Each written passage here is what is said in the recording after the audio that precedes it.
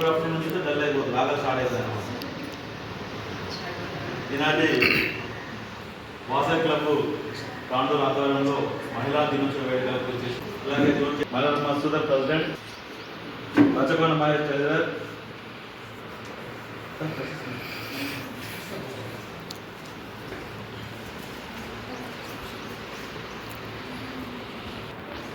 Vasavi club region chairman Keshava Vamshi గారు, అలాగే Vasavi club district joint secretary Shilpa Srikanth గారు,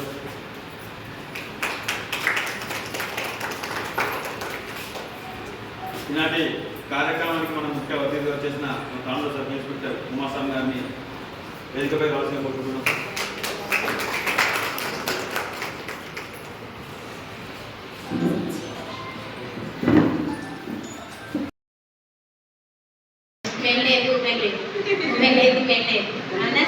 మన మనిషికి రెండు కళ్ళు ఉంటేనే అన్ని చూడగలరు, రెండు చేతులు కలిస్తేనే చెప్పట్లు, అవునా? కాబట్టి మనకు ఉన్న పిల్లల్లో ఆడ మగ తేడా లేకుండా అందరినీ కూడా సమానంగా పెంచాలి అని నా ఉద్దేశం. తర్వాత ఏంటి అంటే ఆడపిల్లలకి మనకి సెల్ఫ్ కాన్ఫిడెన్స్, ఆత్మవిశ్వాసాన్ని పెంపొందించుకునే విధంగా పెంచాలి. అంటే ఎలాంటి సమస్య వచ్చినా వాళ్ళని ఎదుర్కొనే అంత కెపాసిటీ వాళ్ళలో మనము నింపాలి. మన అబ్బాయిలకి అంటే మన మగపిల్లలకి ఏం చెప్పాలి, ఎక్కడైనా అమ్మాయి కనబడితే మన తోబుట్టు కానీ మన అమ్మ కానీ అక్క కానీ చెల్లె కానీ వాళ్ళకి ఏదైనా సమస్య వస్తే అంటే వాళ్ళకి నేనున్నాను అనే ధైర్యం భరోసా కల్పించే విధంగా వాళ్ళలో ఆలోచన కలిగించే విధంగా అబ్బాయిలను పెంచాలి. ఓకే, ఈ అవకాశం వచ్చిన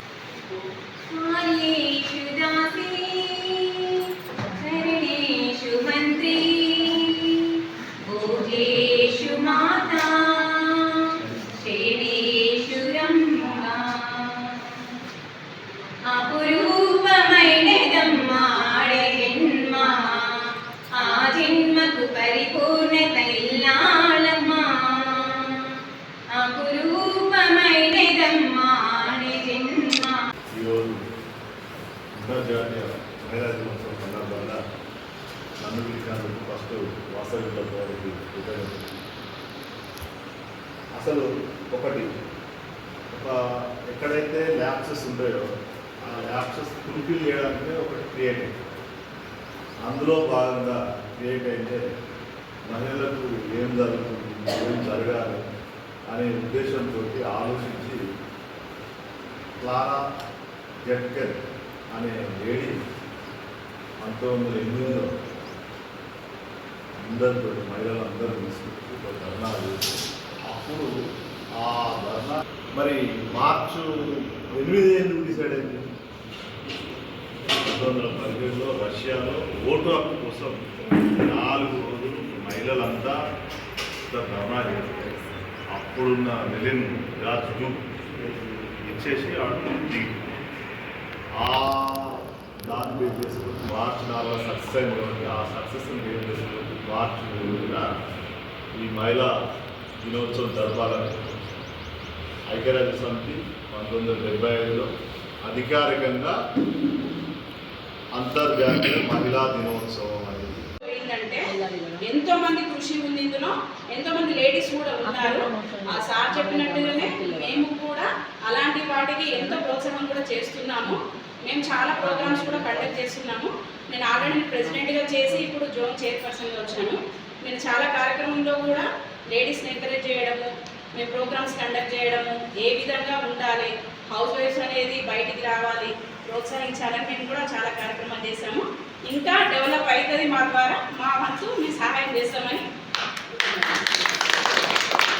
హ్యాపీ ఇంటర్నేషనల్ ఉమెన్స్ డే. మన వాయిస్ ఏం లేదు, ఉమెన్స్ డే అని చెప్పి ఒక్కరోజే సెలబ్రేట్ చేసి మమ్మల్ని పైకెత్తేసి దాని తర్వాత మిగిలిన రోజు మళ్ళీ మమ్మల్ని అదే పద్ధతి తీసుకుంటున్నారు.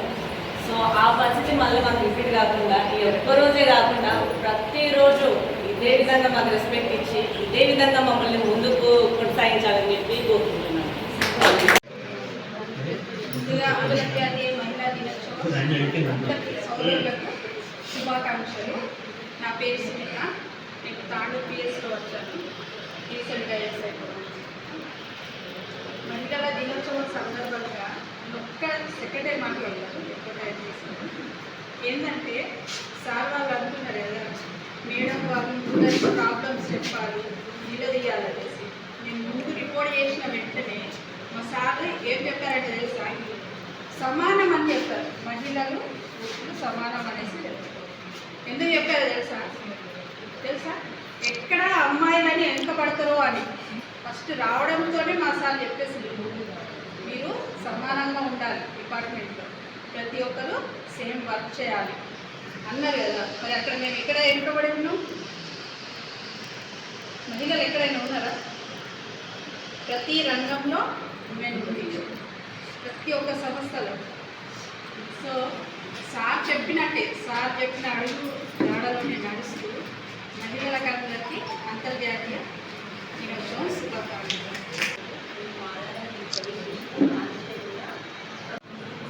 నాకు ఇక్కడ స్టేజ్ మీద మాట్లాడడానికి ఛాన్స్ ఇచ్చినందుకు మీ అందరికీ థ్యాంక్ యూ.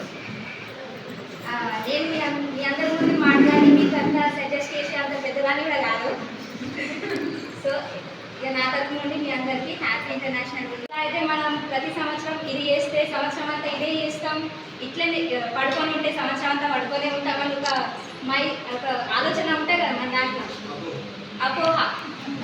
అదే మనం ఈసారి ఈ మన ఇంటర్నేషనల్ ఉమెన్స్ డే, విమెన్స్ మన రోజు అనుకొని మన దగ్గర ఉన్న కొలీగ్స్ అందరితోటి, మన సిస్టర్ అయినా కానీ ఎవరైనా అందరితోటి వాళ్ళని ఈ మాటతోటి పొడిచి అనే కాకుండా కలిసిమెలిసి పని చేసుకుంటూ కలిసిమెలిసి ఉండాలని ఈ ఇయర్ నుండి ఒక ప్లెడ్జ్గా తీసుకొని అందరు కలిసిమెలిసి ఉండాలని కోరుకుంటూ ఈ డేని మన యాజ్ ఎ న్యూ ఇయర్గానే స్టార్ట్ చేయాలని అనుకుంటున్నాము. మీరు కూడా అనుకోండి. థ్యాంక్ యూ నాకు ఈ ఛాన్స్ ఇచ్చినందుకు. అందరికీ అందించాలి సార్ అయితే చాలా బాగా చెప్పారు. నాకు చాలా నచ్చింది. ప్రతి విషయాన్ని చాలా క్లారిటీగా చెప్పారు. సో మహిళలు అన్ని రంగంలో ముందొస్తారు, ఇంకా రావాలని కోరుకుంటున్నాను. Thank you. మగ ఆడ అని భేదం లేకుండా ప్రతి విషయాలను ముందుంచాలని నేను కోరుకుంటున్నా ఇప్పుడున్న ఇక్కడ కూర్చున్న పేరెంట్స్లలో. ఎందుకంటే మన ఫ్యామిలీ నుంచే వీళ్ళు మగవారు ఆడవాళ్ళు వీళ్ళకు ఇట్లా చూడాలి, వాళ్ళకి ఇది చేయాలి, వాళ్ళని బయటకు పంపించాలని కాకుండా ప్రతి వాళ్ళని ఎంకరేజ్ చేస్తూ అమ్మాయిలు అనే పర్సన్స్కి ముందు నడిపించాలని నేను కోరుకుంటున్నా. ఇంకొకటి కోరుకుంటున్నా, దయచేసి మహిళలకు పెళ్లి చేసేటప్పుడు, ఆడపిల్లలకు పెళ్లి చేసేటప్పుడు 1కి 100 సార్లు ఆలోచించి పెళ్లి చేయాలి అని నేను కోరుకుంటున్నా. ఎందుకు అంటే అవతల పర్సన్ ఎలాంటి కూడా మనకు తెలియదు. ఆ పరంగా అమ్మాయి అనేది ఆ రకంగా కూడా అబ్బాయిలు వేధిస్తున్నారు. చాలామంది కట్నాల కోసం అని, మళ్ళీ అదనపు కట్నాల కోసం, గోల్డ్ కోసం, దానికోసం దీనికోసం అని వేధిస్తూ ఉంటారు. దయచేసి ఆడపిల్లలకు పెళ్లి చేసేటప్పుడు 1కి 100 సార్లు ఆలోచించాల్సిందిగా నేను కోరుకుంటున్నా. ఈ అవకాశం ఇచ్చిన పెద్దలందరికీ ధన్యవాదాలు. అంతర్జాతీయ మహిళల దినోత్సవ శుభాకాంక్షలు. పెద్దలకు కూడా నా నమస్కారాలు. అందరికీ పేరు పేరున. మహిళలు అన్ని రకాలుగా ముందుండాలి. పేరెంట్స్ ఉన్నప్పుడు, పేరెంట్స్ కాన్సెప్ట్ ఉన్నప్పుడు పిల్లల్ని చిన్నప్పటి నుంచే ఎంకరేజ్ చేయాలి. ప్రతి విషయంలో మగ ఆడ అని భేదం లేకుండా ప్రతి విషయాలను ముందుంచాలని నేను కోరుకుంటున్నా ఇప్పుడున్న ఇక్కడ కూర్చున్న పేరెంట్స్లలో. ఎందుకంటే మన ఫ్యామిలీ నుంచే వీళ్ళు మగవారు ఆడవాళ్ళు వీళ్ళకు ఇట్లా చూడాలి, వాళ్ళకి ఇది చేయాలి, వాళ్ళని బయటకు పంపించాలని కాకుండా ప్రతి వాళ్ళని ఎంకరేజ్ చేస్తూ అమ్మాయిలు అనే పర్సన్స్కి ముందు నడిపించాలని నేను కోరుకుంటున్నా. ఇంకొకటి కోరుకుంటున్నా, దయచేసి మహిళలకు పెళ్లి చేసేటప్పుడు, ఆడపిల్లలకు పెళ్లి చేసేటప్పుడు 1కి 100 సార్లు ఆలోచించి పెళ్లి చేయాలి అని నేను కోరుకుంటున్నా. ఎందుకు అంటే అవతల పర్సన్ ఎలాంటి కూడా మనకు తెలియదు. ఆ పరంగా అమ్మాయి అనేది ఆ రకంగా కూడా అబ్బాయిని వేధిస్తున్నారు. చాలామంది కట్నాల కోసం అని, మళ్ళీ అదనపు కట్నాల కోసం, గోల్డ్ కోసం, దానికోసం దీనికోసం అని వేధిస్తూ ఉంటారు. దయచేసి ఆడపిల్లలకు పెళ్లి చేసేటప్పుడు 1కి 100 సార్లు ఆలోచించాల్సిందిగా నేను కోరుకుంటున్నా. ఈ అవకాశం ఇచ్చిన పెద్దలందరికీ పెద్దలందరికీ మరియు ముందు కూర్చున్న మహిళా సోదరులందరికీ అంతర్జాతీయ మహిళా శుభాకాంక్షలు. ఈరోజు నుంచి మహిళలందరూ స్వచ్ఛందంగా వారి అభిప్రాయాలు వాళ్ళ ఫ్యామిలీతో తెలిపి ఈ సమావేశం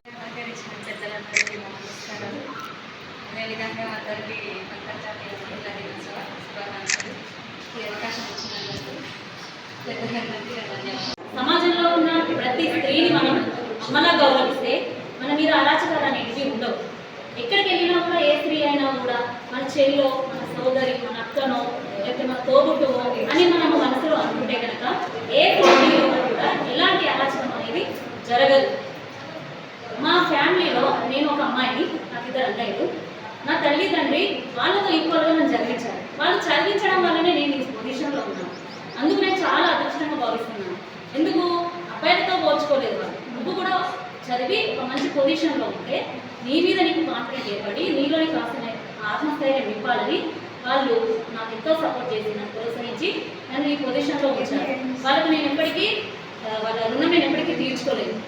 అలాగే నేను ఒక భార్యగా కూడా నా భర్తకు నేను ఎన్నో సేవలు అందిస్తూ కుటుంబాన్ని కూడా నేను ఎంతో ముందుకు తీసుకెళ్తున్నాను. అలాగే ఒక తల్లిగా కూడా నాకు 2 ఆడపిల్లలు. అనుకున్నాను ఫస్ట్లో ఒక అబ్బాయి ఒక అమ్మాయి ఉండాలి, అమ్మాయి ఉంటేనే బాగుంటుందేమో, హ్యాపీగా ఉంటానేమో అనుకున్నాను. బట్ నాకు 2 ఆడపిల్లలు ఉన్నారు. ఆడపిల్లలు పుట్టిన తర్వాత సెకండ్ పాప పుట్టిన కొన్ని రోజులకి నాకు ఎంతో హ్యాపీ అనిపించింది. వీళ్ళు ఎందుకు తక్కువ, నేను ఒక అమ్మాయిని, నేను ఒక మహిళని, అంటే నేను ఎన్ని కష్టపడి ఈ పొజిషన్లో ఉన్నాను, నాకు ఎంత గౌరవం ఉంటుంది అనేది నేను ఆలోచించుకుంటున్నాను. అలాగే నా పిల్లల్ని కూడా అదే పొజిషన్లో అంటే నేను ఏ పొజిషన్లో ఉన్నానో వాళ్ళకు కూడా ఎంతో ఆత్మస్థైర్యం ఇవ్వి వాళ్ళకి సమాజంలో ఎలాంటి సమస్యలు వచ్చినా కూడా వాళ్ళని ఎన్నో ప్రాబ్లమ్స్ ఎదుర్కొనేలా వాళ్ళని ప్రోత్సహిస్తూ నేను కూడా మా అమ్మాయిలను కూడా ఇలాంటి భయాందోళనకు గురి చేయకుండా ఎన్నో సమస్యలు ఎదుర్కోవాలని ప్రతిరోజు ఎంతో ఆత్మస్థైర్యం నింపుతున్నాను. అలా ఒక తల్లిగా కూడా నేను ఎన్నో బాధ్యతలు నిర్వర్తిస్తూ సమాజంలో నాకంటూ ఒక ప్రత్యేక స్థానం ఏర్పరచుకుంటున్నాను. ప్రతి ఒక్కరు కూడా ప్రతి స్త్రీని ఎంతో పూజించాలి, గౌరవించాలి. స్త్రీలు ఉన్న చోటే స్త్రీలను పూజించినప్పుడు మనం దేవతలను పూజించినట్టు అనుకుంటాం. స్త్రీలు ఉన్న చోటే దేవతలు ఉన్నట్టు అంటారు పెద్దలు. సో అది మనము మనసులో అనుకుంటే స్త్రీలు ఎక్కడైనా కూడా గౌరవించబడతారు. బట్ ప్రస్తుత సమాజంలో ఎంతోమంది స్త్రీలపై అరాచకాలు జరుగుతున్నాయి. మార్నింగ్ చూడగానే ఫోన్లో ఒక స్త్రీ ఇలా ఈ పొజిషన్లో ఉంది అని చూస్తే నా పిల్లల్ని ఎలా పెంచాలి, వాళ్ళని అసలు బయట సమాజంలో ఎలా తీసుకెళ్ళాలి బయటికి అని ఒక భయం అనేది ఏర్పడుతుంది ప్రతిరోజు. అంటే ఒక అబ్బాయిని అయితే మనము అరే నువ్వు వెళ్ళరా, ఎక్కడికైనా వెళ్ళి చదువురా, వేరే దేశంకైనా వెళ్ళరా, వేరే రాష్ట్రంకైనా వెళ్ళరా అంటాను. కానీ ఒక అమ్మాయిని స్కూల్కి పంపించాలంటే నడుచుకుంటూ వెళ్తూ ఉంటే ఎక్కడ ఎలాంటి ప్రమాదం అనేది జరుగుతుందో అని కొంచెం భయంగా ఏర్పడుతుంది. కానీ ఇప్పుడున్న ప్రతి సమాజంలో మన పోలీస్ వ్యవస్థ ఎంతో రక్షణగా తోడ్పడుతున్నారు. మీ అందరికీ మా యొక్క కృతజ్ఞతలు. మళ్ళీ ఆడపిల్లలకు కొన్ని ప్రత్యేక అవగాహన కార్యక్రమాలు కూడా ఏర్పాటు చేయాలని మేము ఈ సభాపూర్వకంగా కోరుకుంటున్నాము. అందరికీ మరొకసారి అంతర్జాతీయ దినోత్సవం పాఠశాలలో కూడా పిల్లలు ఎక్కువ 10th క్లాస్కి వచ్చేసరికి పిల్లలు చాలా ధైర్యాన్ని నింపవలసి ఉంటుంది. వాళ్ళు ధైర్యంగా ఉన్నట్టయితేనే మన సమాజంలో కూడా ఏదంటే ఇంటర్లో చాలా ప్రాబ్లమ్స్ ఉంటాయి. అప్పుడు వాళ్ళు మనం 10th వరకు మన దగ్గరనే అవుతారు చాలామంది పిల్లలు. మన పల్లెటూళ్ళల్లో చూసుకుంటే 10th వరకు కాగానే మ్యారేజెస్ అట్లా చేసుకుంటారు. మేము చాలా అంటే రేచిని అట్లాంటి విలేజెస్లలో చిన్నపిల్లల అంటే 16 years బాల్య వివాహాలని నిషేధించడం కోసం పోలీసు డిపార్ట్మెంట్ వాళ్ళతో కలిసి నేను ఎంఆర్పీ చేసినప్పుడు వాటి గురించి చాలా మేము పోరాడి అట్లాంటి మ్యారేజెస్ని ఆపివేయడం కూడా జరిగింది. అంటే అంటే మహిళలు చాలా ఎన్నో ఇబ్బందులు ఎదుర్కొంటారు. కాకపోతే మహిళలు ఏంది అసలు ఎవరున్నారు, సీతారాములు అంటారు, భార్యాభర్తలు అంటారు. ప్రతి దానికి ఫస్ట్ మొదట్లో స్త్రీ పేరే వస్తుంది.